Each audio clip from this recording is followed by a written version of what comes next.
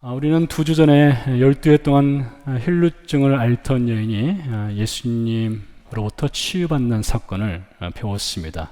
기억을 잠시 되살려서 간단하게 요약을 해보도록 하겠습니다. 그 어떤 의사도 그 어떤 약도 이 여인의 혈루증을 치유하지는 못했습니다. 12해라고 하는 시간은 이 여인을 벼랑 끝으로 몰아가고 있었습니다. 돈도 바닥났습니다. 더 이상 어떻게 손을 쓸 수가 없는 최악의 상황까지 이르게 되었지요. 그때 이 여인이 한 소문을 들었습니다. 예수님을 만나면 예수님이 치유해 주실 수 있다. 그 소문을 듣고 예수님께 나왔습니다. 많은 사람들 틈 사이를 뚫고 예수님의 옷자락을 붙잡았습니다. 그때 예수님의 몸에서 능력이 빠져나갔고 이 여인은 혈루증에서 치유를 받게 됩니다. 예수님은 걸음을 멈추셨습니다. 몸을 돌이켜서 여인을 찾았습니다. 그러자 여인이 예수님 발 앞에 엎드립니다. 딸아, 내 믿음이 너를 구원하였으니 평안히 가라. 내 병에서 놓여 건강할지어다. 예수님께서 그 딸을 평안 가운데 보내주셨습니다. 마가는 이 사건을 두고 예수님이 여인을 돌아본 이유를 이렇게 설명을 합니다. 여인이 예수님의 옷자락을 붙잡았을 때에 예수님의 몸에서 능력이 빠져나가기 때문입니다. 예수님의 몸에서 능력이 빠져나갔다라는 것은 예수님의 치유의 능력만 나간 것이 아니라 예수님의 건강이 그 여인에게 주어진 것입니다. 그리고 그 여인의 혈루증, 12년 동안 그 여인을 괴롭히던 혈루증은 예수님께 전가된 것입니다. 혈중의 교환이 일어난 것이지요. 그래서 마가는 예수님의 몸에서 능력이 빠져나갔다, 이런 표현을 쓴 것입니다. 자식이 아프면 부모는 차라리 내가 아팠으면 하는 바람을 표현합니다. 여러분 다 들어보셨죠? 또 해보셨죠? 내 자식이 아플 때에 내가 차라리 아팠으면, 그런 마음 누구나 다 갖고 있습니다. 저에게도 그런 일들이 왜 없었겠습니까? 지금 기억하는 한 가지 사건이 있는데 이스라엘에서 살 때였습니다. 어느 날 학교에서 제 딸이 다니는 학교에서 연락이 왔어요. 딸이 사고가 났으니 오라는 연락을 받았습니다. 가보니까 부딪혀서 입 안쪽이 크게 찢어졌습니다. 급히 병원으로 달려갔죠. 가면서 이런 생각을 했습니다. 억만금이 들어도 치료받게 해야지. 병원에 도착해서 접수 창구에 갔는데 접수비가 이거였습니다. 200달러요. 접수비는 따로 내고 의사 선생님을 만나는 비용이 따로 있고 수술을 받게 되면 수술 비용이 따로 있었어요. 보험도 없었습니다. 갈 때는 반드시 치료받게 한다 하고 갔는데 200달러를 듣는 순간 그 생각이 쏙 들어갔습니다. 어떻게 할 수가 없더라고요. 200달러가 너무 무섭더라고요. 그래서 어떡하나 해서 일단 사정을 했습니다. 의사 선생님이 잠깐 나오더라고요. 수술이 필요한지 필요하지 않은지만 알려줘라, 부탁을 했습니다. 얼마나 불쌍했던지 입안을 보더니 이렇게 말을 했습니다. 수술이 필요할 수도 있고 필요하지 않을 수도 있다. 누구나 다 할 수 있는 말을 하더라고요. 그래서 큰 용기를 냈죠. 집으로 돌아가기로요. 돈 200달러가 아까워서 딸 수술을 못 해줬습니다. 이 이야기 후기를 말하지 않으면 끝까지 어떻게 됐나 궁금해 하실 것 같아서 다행히도 잘 아물었어요. 상처가 아물어서 돈 200달러 아꼈습니다. 근데 아빠의 능력은 그때 바닥이 났다는 것을 깨달아놨습니다. 200달러 때문에요. 이렇게 우리가 누군가 아플 때, 특별히 자녀가 아플 때에 대신 아팠으면 좋겠다는 바람 다 누구나 갖고 있습니다. 부모라면 그것이 기본적이죠. 그렇지만 우리가 사실 그렇게 할 수는 없습니다. 대신 아파줄 수 있는 부모 없습니다. 근데 예수님은 달라요. 예수님은 내가 대신 아파줄게 하시는 분입니다. 내가 대신 네 병을 짊어질게 하시는 분이세요. 그래서 예수님이 그 여인의 혈루증을 당신의 몸으로 가져가신 거예요. 그리고 그 여인에게는 건강을 주신 거예요. 이것을 말하는 예수님의 몸에서 능력이 빠져나갔다 표현을 한 것이죠. 이렇게 12의 혈루증에 걸린 여인이 예수님과 대화를 나누고 치유받는 이 아름다운 장면이 펼쳐지는 사이에 지금 야이로의 딸은 점점 죽음 가운데로 빠져 들어가고 있었죠. 같은 사건을 다룬 마태복음 9장 그리고 누가복음 8장에 보면 장례식이 이미 준비되었다라고 기록을 하고 있습니다. 그러니까 야이로는 이미 장례식장 예약을 해놓은 거예요. 관도 준비해 놓은 것입니다. 그런 상황이었던 것이에요. 근데 야이로는 이렇게 관도 준비하고 장례식도 준비했지만 사람이 어떤 일을 당하게 되면, 특별히 몸의 질병이라든가 큰 사건을 만나게 되면 그 현실을 부정하고 싶은 것은 자연스러운 반응입니다. 이건 거의 예외가 없어요. 현실을 부정하고 싶은 것입니다. 그리고 현실을 부정하다가 어느 정도 시간이 되면 그 현실을 또 직시하게 됩니다. 야이로도 분명 그런 과정을 거쳤을 것입니다. 그리고 현실을 직시하면서 만에 하나라도, 만 가지 중에 하나라도 이 딸을 살릴 수 있는 경우의 수가 있다면 왜 그거 붙잡고 싶지 않겠습니까? 그 한 가지 경우의 수가 바로 예수님이었습니다. 그래서 12의 혈루증에 걸린 여인에게 예수님은 그녀가 붙잡을 수 있는 마지막 지푸라기였다면,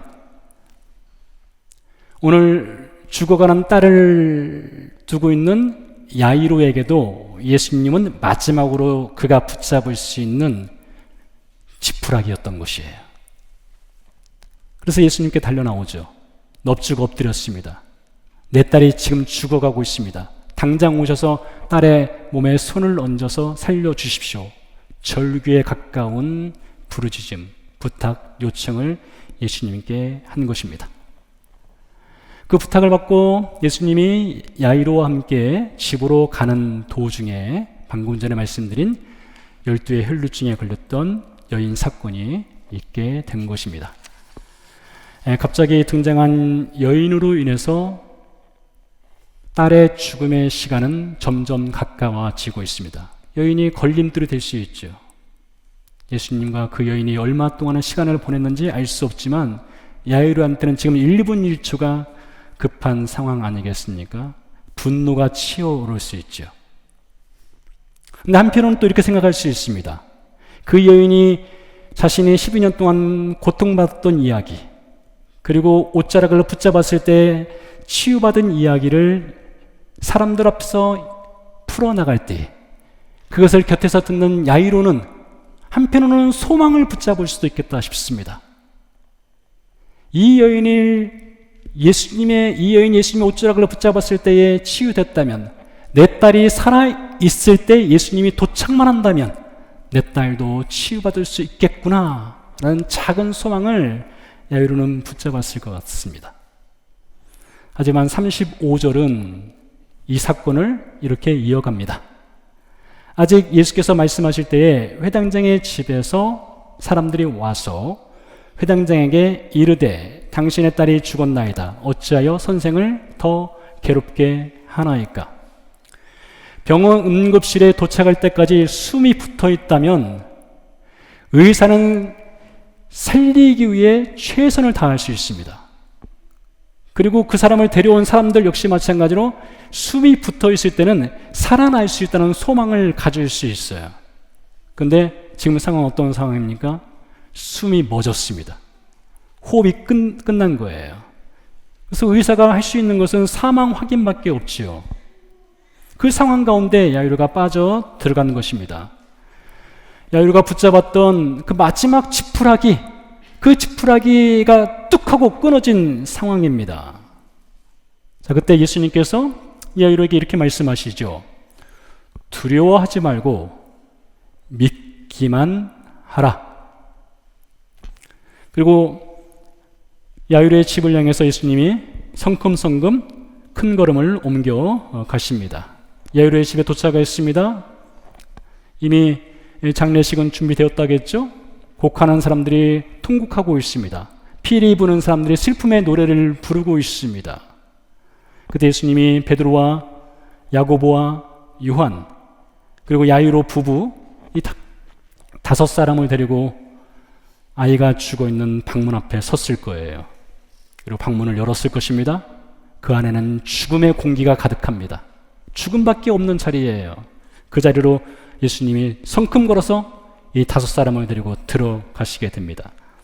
자, 41절은 그 상황을 이렇게 말하고 있습니다. 그 아이의 손을 잡고 이르시되 달리다고 마시니, 번역하면 곧 내가 네게 말하노니 소녀야 일어나라 하심이라. 달리다굼, 그 뜻은 어린 소녀야 일어나라 라는 뜻입니다. 예수님께서 죽은 소녀의 손을 잡아 일으켜 세웠습니다. 그러자 낮잠을 자는 듯 소녀가 기지개를 펴면서 벌떡 일어나게 되는 것이죠. 그 전까지는 죽음으로 인해서 슬퍼했던 사람들이 이제는 딸이 죽음으로부터 살아 돌아오자 놀라고 크게 놀랐다라고 말을 합니다. 자, 예수님은 이 딸에게 먹을 것을 주라, 그리고 이 일을 아무도 알게 하지 마라 라는 경고를 하신 후에 떠났습니다. 그날 야이로는요, 처음에는 예수님을 지푸라기처럼 붙잡았는데 나중에 알고 보니까 예수님은 지푸라기가 아니었어요. 예수님은 생명줄이었던 것을 깨닫게 됩니다. 자, 이제 까지 제가 말씀드린 것은 2000년 전에 유대 지역에서 기록된 성경 이야기, 이 드라마틱한 성경 이야기를 여러분에게 들려준 것입니다. 그렇다면 이 사건이 우리와는 무슨 상관이 있을까요? 이 사건이 우리에게 던져주고자 하는 메시지는 무엇일까요? 먼저 저는 여러분이 이 야이로에 죽었던 딸이 생명을 얻는 이 사건 이야기를 개인적으로 묵상을 해봤으면 좋겠다 싶습니다. 아마 하나님께서 여러분 각자에게 이 사건 이야기를 통해서 들려주고 싶은 이야기가 있을 것입니다. 저 역시 지난 한 주간 동안 이 말씀을 가지고 묵상을 했습니다. 이 사건이 저와는 무슨 상관이 있을까? 우리 성도들과는 무슨 상관이 있을까? 어떤 메시지가 이 말씀을 통해서 하나님이 우리에게 들려주고자 하는 말씀일까? 이것을 놓고 묵상을 해보았습니다. 그리고 그 묵상한 것을 이제부터 말씀을 드리도록 하겠습니다. 첫 번째, 이 사건은요, 생명과 죽음의 교환 사건입니다. 생명과 죽음의 교환 사건. 예수님은 자신의 생명을 죽은 야이로의 딸에게 주고 야이로의 죽음을 예수님이 가져가신 것입니다. 성경 이사야서 53장에 보면 장차 오실 메시아 구원자 예수님이 하실 일을 다음과 같이 예언을 냈습니다. 메시아가 오시게 되면 그분은 우리의 질병, 질고, 슬픔, 아픔, 심지어 우리의 죽음까지도 그분이 짊어지실 것이다. 이사야가 예언한 내용입니다. 그와 같이 예수님이 딸의 죽음을 예수님이 짊어지시고 딸에게는 예수님이 생명을 주신 것입니다. 자, 이제 장례식장이 되어버린 야이로의 집을 향해 걸어가시는 예수님을 여러분 상상의 그림으로 그려보시기를 바랍니다. 한번 상상해 보세요. 저기 야이로의 집이 보입니다. 예수님이 그 집을 향해서 지금 걸어가고 있습니다. 그 집에는 지금 장례식장과 같아요. 어디 보세요. 장례식장과 같습니다. 장례식장을 향해서 가고 계신 것이죠. 우리는요, 장례식장에 가면서 내가 가서 이 죽은 사람을 위해서 기도하면 이 사람이 관을 열고 벌떡 일어나서 나 살아났어요 라고 말할 것이란 기대를 아무도 하지 않습니다. 지난 목요일 날 우리 교회에서 함께 기도하던 이향숙 목사님, 리빙스턴 교회를 섬기던 이향숙 목사님께서 소천하셨습니다. 지난 목요일은 장례식이 있었습니다. 소천은 지난 부활절 바로 전날 4월 19일 날 하셨네요. 그래서 목요일 날 저도 그 장례식에 참석을 했는데요.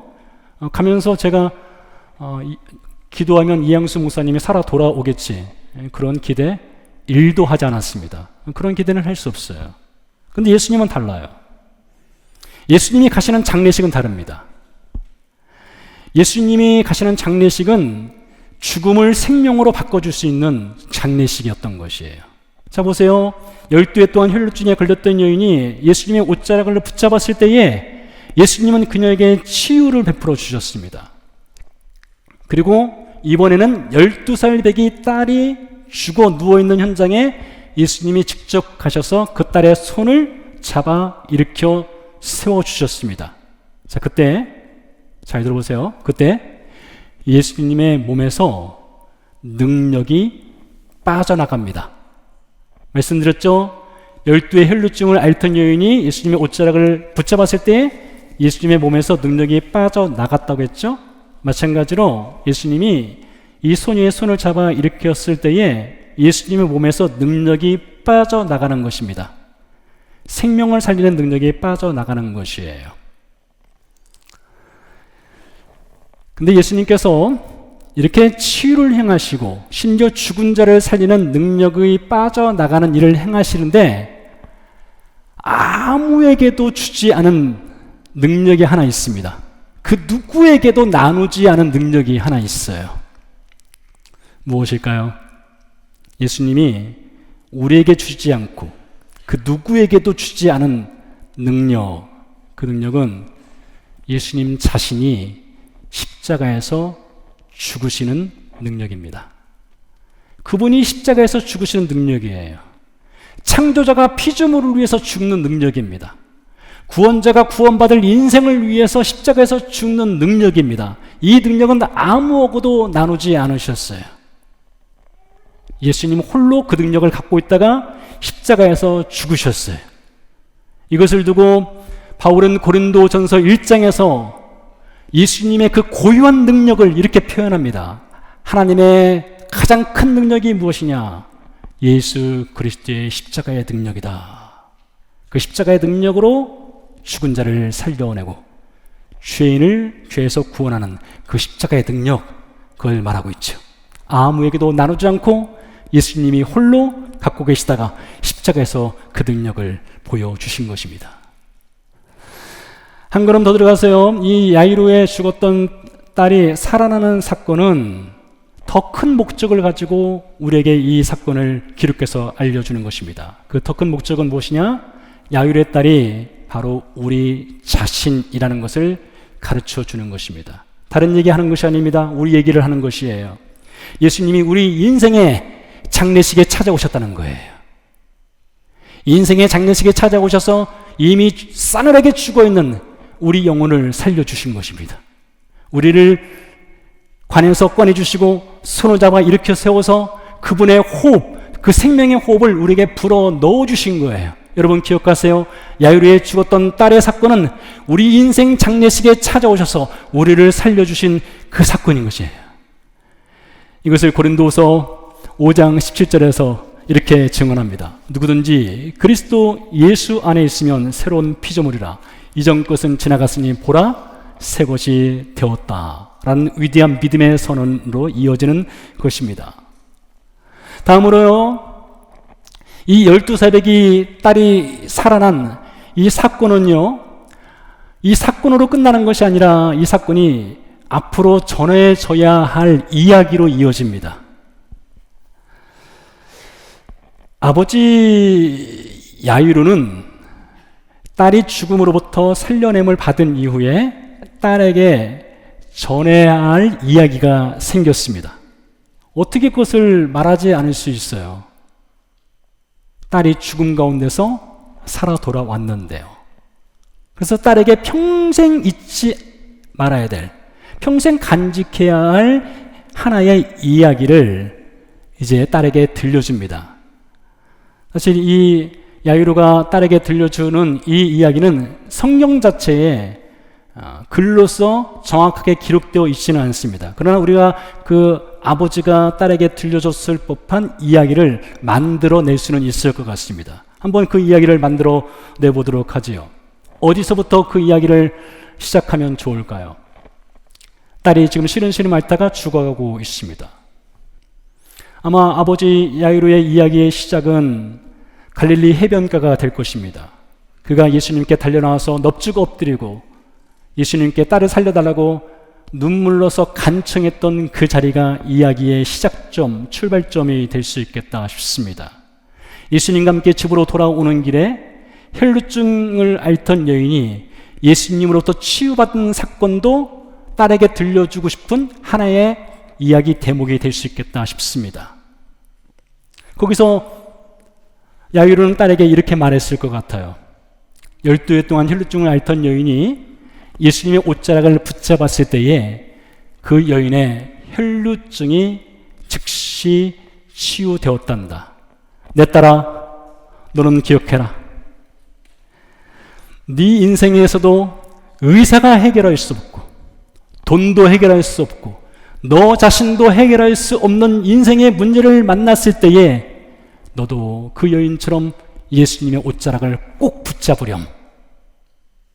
예수님의 옷자락을 꼭 붙잡아라.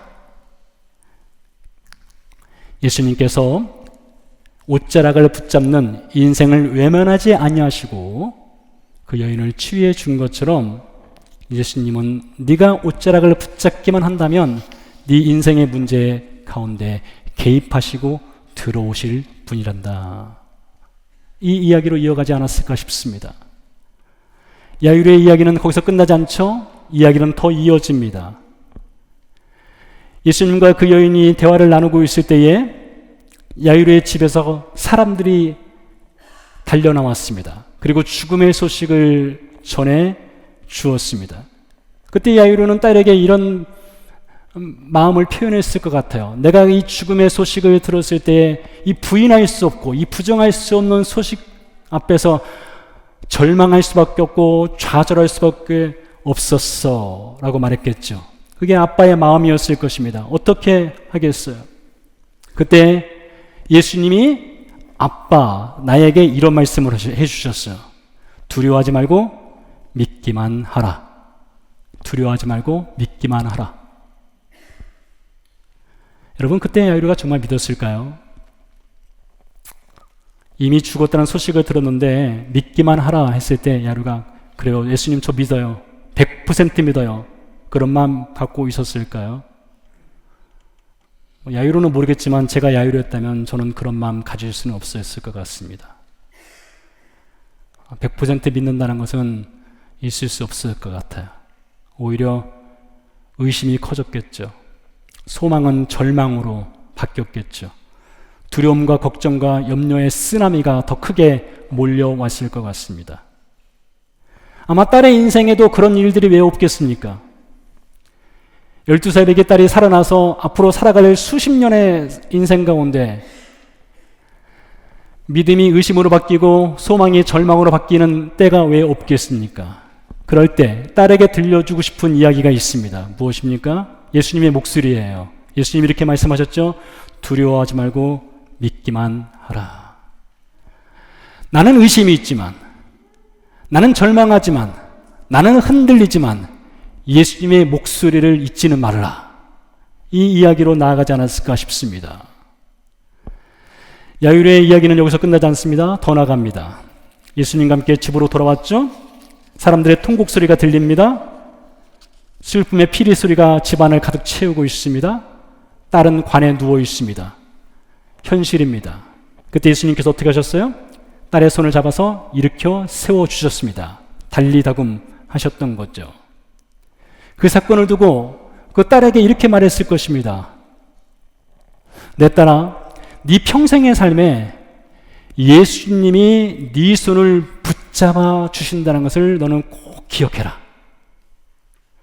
예수님은 네가 어떤 절망의 상황 가운데 있든지 어떤 상황 가운데 있든지 네 손을 꼭 붙잡아 주시는 분이야. 그리고 너를 이렇게 세워주시는 분이야. 이것을 잊지 말고 기억해라. 아마 이런 이야기로 야이로는 딸에게 그 사건을 들려주지 않았을까 싶습니다. 여러분 잘 들어보시기 바랍니다. 우리가 사는 세상 역사는요, 칼과 창이, 권력이 세상을 지배하고 세상을 이끌어가는 것 같지만 여러분, 인류 역사를 보면 그렇지 않습니다. 절대 그렇지 않아요. 칼과 창이 잠시는 세상을 지배하는 것 같지만 실제로 세상을 이끌고 가는 힘은 어디서 나오느냐? 이야기에서 나옵니다. 스토리에서 나와요. 예수님이 이렇게 말씀하셨습니다. 칼을 쓰는 자는 반드시 칼로 망한다 했습니다. 세상의 칼에 의해서 잠시 지배당할 수 있을지는 몰라도 세상을 움직이는 진정한 힘은 칼이 아닙니다. 이야기에서 나오는 거예요. 이 성경에 기록된 이스라엘 역사를 보십시오. 이스라엘 역사에 얼마나 많은 제국들이 등장합니까? 아수르가 있고요, 바벨론이 있고, 페르시아가 있고, 로마가 있습니다. 이 제국들은 칼과 창의 힘으로 이스라엘을 짓밟았습니다. 집어삼켰어요. 파괴했습니다. 생명을 죽였습니다. 그들은 승리자로 역사에 기록되는 듯 싶었습니다. 그런데 여러분, 결국에 남은 것은 무엇입니까?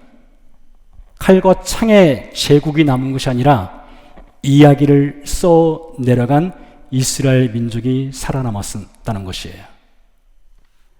그래서 성경은 이렇게 말합니다. 칼과 창의 이야기가 아니라 하나님이 이스라엘 백성에게 베풀어 주신 구원의 이야기를 기억하고 기념하고 전하라, 이렇게 말을 하고 있죠. 그래서 이스라엘의 역사는 칼의 역사도 아니고 창의 역사도 아니고 하나님이 베풀어 주신 구원의 이야기를 써 내려가는 것이 이스라엘 역사입니다. 그리고 그 역사가 기록된 지 지금 4,000년 이상 되었지만 이 성경은 그 역사를 지금도 이야기로 우리에게 전해주고 있다는 것을 기억하시기 바랍니다. 같은 맥락에서요, 신자의 삶에 있어서도요, 신자가 해야 될 것은 이야기를 써 내려가는 것입니다. 우리는 이야기를 써 내려가는 사람들이에요. 12해 동안 혈루증을 앓던 여인이 예수님의 옷자락을 붙잡았던 이야기처럼 우리에게도 예수님의 옷자락을 붙잡는 이야기를 써 내려가야 하는 것입니다. 자, 그렇다면 예수님의 옷자락을 붙잡는다는 것이 과연 무엇입니까? 어떤 것이 예수님의 옷자락을 붙잡는 것입니까? 예수님의 옷자락을 붙잡는다는 것은 예수님께 가까이 나아가는 것입니다. 그분에게 도움을 요청하는 것이에요. 여러분들이 예수님께 도움을 요청하는 것이 이야기예요. 생생한 이야기가 되는 것이에요. 어떤 도움이든지 어떤 강구든지 예수님께 나와서 도와주세요 라고 말하는 것이 지금 이야기를 쓰는 것이에요. 그게 기도의 이야기입니다. 그것이 기도의 옷자락을 붙잡는 것이에요. 여러분 어떻습니까? 여러분은 기도의 이야기, 기도의 옷자락을 붙잡는 그 이야기를 여러분 써 내려가고 있습니까? 또한요, 신자가 써 내려가야 하는 이야기는 예수님이 내 인생을 당신의 손으로 붙잡고 계시다는 믿음의 고백의 이야기를 신자는 써 내려가야 합니다. 바울이 빌립보서 4장에서 그런 말을 하죠. 그가 감옥에 있을 때입니다. 말하기를 내가 궁핍하든지 부유하든지 배부르든지 배고프든지 어떤 상황 가운데 있든지 어떤 형편에 있든지 나는 주 안에 있다 했습니다.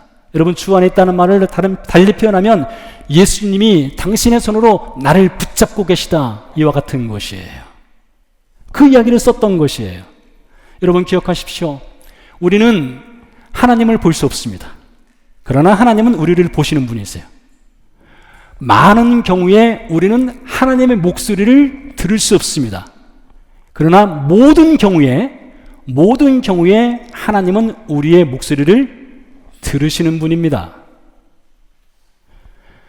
많은 경우에 우리 스스로의 힘으로는 하나님의 손을 붙잡을 수 없습니다. 그러나 모든 경우에 하나님은 우리의 손을 붙잡아 주신다는 것을 여러분 기억하시기 바랍니다.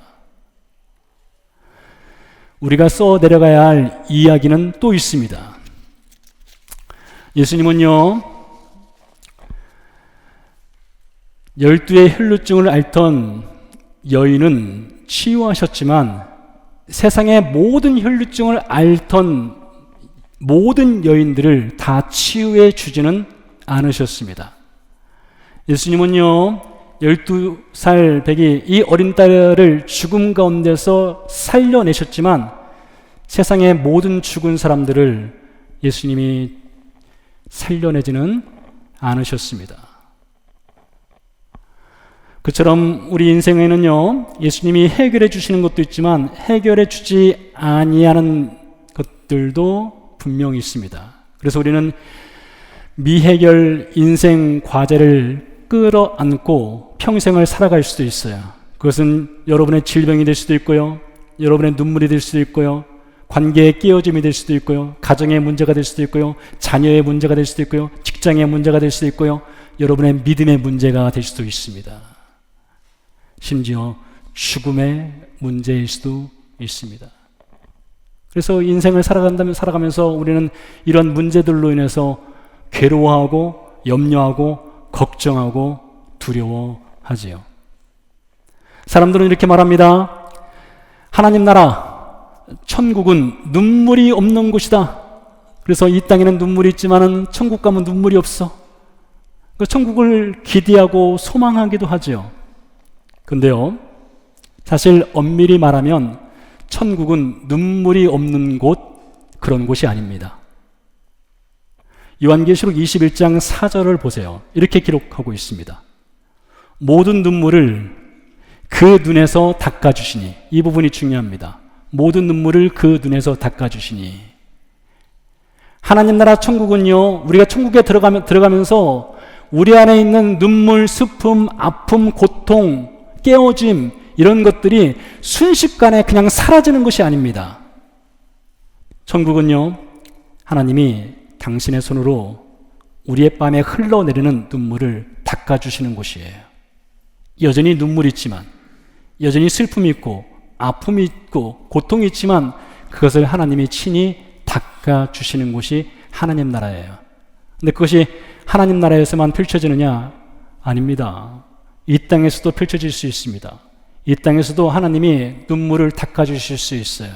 12의 혈루증을 앓던 여인의 눈물을 닦아주신 것처럼, 야율의 눈물을 닦아주신 것처럼 우리의 눈물도 닦아줄 수 있다는 것이죠.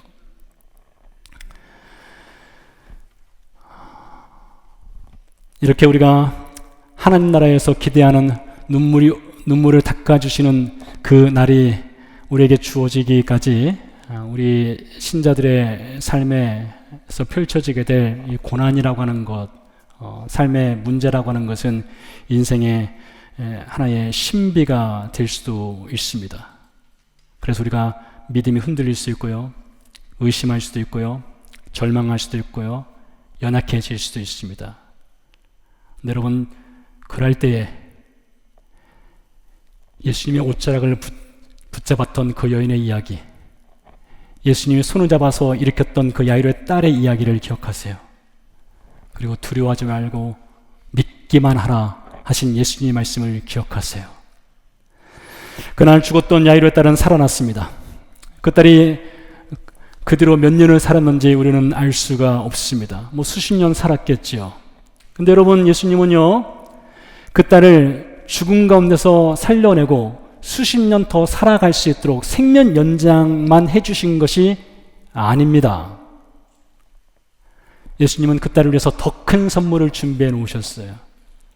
달리 말하면 우리를 위해서 더 큰 선물을 준비해 놓으셨어요. 그 딸을 위해서 준비한 선물을 주시기 위해서 예수님이 걸어가신 곳이 계십니다. 그 자리에는요, 베드로도 갈 수 없었습니다. 예수님의 사랑하는 제자 요한도 갈 수 없었고요, 야고보도 데려가지 않으셨습니다. 홀로 그 길을 걸어가셨어요. 그 길이 바로 십자가 죽음의 길이었습니다. 당신의 죽음으로 세상의 모든 야이로의 딸들에게, 당신의 죽음으로 세상의 모든 혈루증을 앓던 사람들에게 예수님이 치유를 베풀어 주셨고 생명을 주셨습니다. 당신의 죽음으로 당신의 거룩한 옷자락을 내어 주셨어요. 그것이 바로 예수 그리스도의 십자가 사건인 것입니다. 여전히 흘러내리는 눈물의 이야기가 있습니까? 여전히 고통 가운데 있습니까? 여러분, 그때 기억하세요. 예수님은 눈물을 닦아주시는 분이란 것을요. 마태복음 25장에 보니까요, 하나님 나라에 가게 되면 우리가 재밌는 것을 보게 되는데, 마태복음 25장에 보면 하나님 나라에 가면 도서관이 있대요. 빼곡하게 쌓여있는 도서관이 있어요. 도서관엔 책이 있겠죠. 그 책은요, 우리 신자들의 삶의 이야기를 기록한 책이랍니다. 그리고 하나님께서 즐겨 읽으시는 도서 목록이 신자들의 삶의 이야기랍니다. 마태복음 25장을 읽어보세요. 그 이야기가 있어요. 정말로요. 우리 신자가 어떤 삶의 이야기를 써내려가던 하나님께는 그 이야기가 소중합니다. 귀해요. 그래서 하나님께서는 여러분이 써내려가는 삶의 이야기를 지금도 읽고 계셔요. 그런 여러분, 이야기를 쓸 거면 멋지게 쓰십시오. 아름답게 쓰십시오. 예수님의 옷자락을 붙잡는 이야기를 쓰십시오. 예수님이 내 인생의 손을 붙잡고 가신다는 믿음의 고백의 이야기를 쓰십시오. 그리고 두려워하지 말고 믿기만 하라. 예수님의 음성을 듣는 믿음의 이야기를 써 내려가십시오. 하나님이 읽으시는 우리의 이야기가 될 것입니다. 함께 기도하시겠습니다.